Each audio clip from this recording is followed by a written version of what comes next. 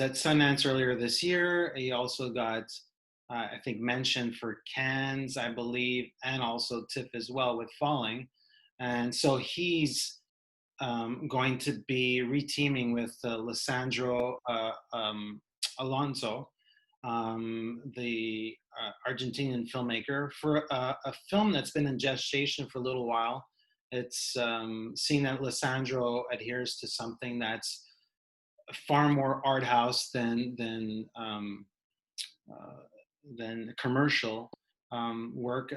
So Eureka has been in the financing stages for a while, and so Variety identified that he was just a week out from shooting, from going into production, and so what we do know is that there's a reteaming of those two elements, and Chiara Mastroianni and Maria de Medeiros, the blueberry muffin, or is it blueberry pancakes from Pulp Fiction, actress and director, are involved in this project.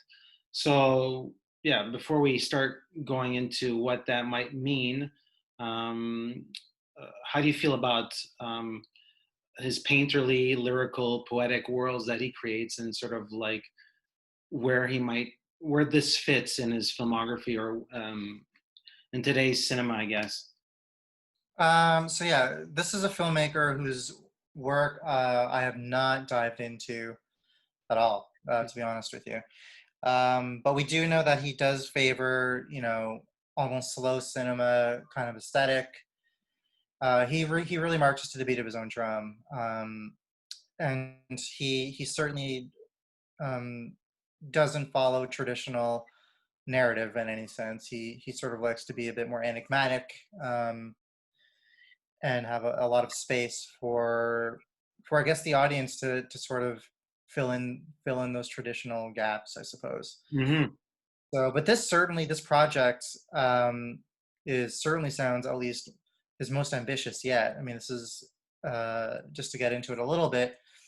This is a film that will have 4 distinct parts over 4 different time periods, and multiple locations, ranging from the U.S. to the Amazon and elsewhere. The interesting thing about the Mortensen casting is that it's very similar. His role is very similar, and his co-stars are very similar to Zhao. Mm-hmm. So in this film, Eureka, he plays a father on the U.S.-Mexico border, searching for his daughter, played by Viilbjørk Agger, who has also played his daughter in Zhao, who's been kidnapped. And in that film, she runs away with somebody, and he goes to find her. And in this film, she's kidnapped, and he goes to find her.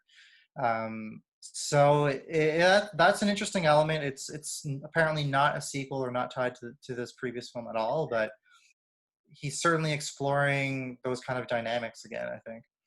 At least in that portion of the film, which is apparently part 1. Well, a lot of what you're saying certainly explains the gap. He was a prolific filmmaker in the early noughts. A lot of his films were festival darlings, and then he came out with Liverpool in 2008. Zhao was 2014. So yeah, this is a very vast project, and ambitious. And yeah, it's something that we'll probably not even see in 2021. So we could keep that off our most anticipated lists, and just because of the nature of the filming. And I imagine he wants ice caps. I imagine he wants like a Western backdrop. So yeah, something allows us to sort of like reinvestigate Zhao and what that might mean for something that is more painterly, I guess, on a larger scale. I'm Eric Lavallée. I'm editor-in-chief and site owner for IONCINEMA.com. And this is Kevin Jagernauth, contributing writer for the playlist. And together we are IndieSponge.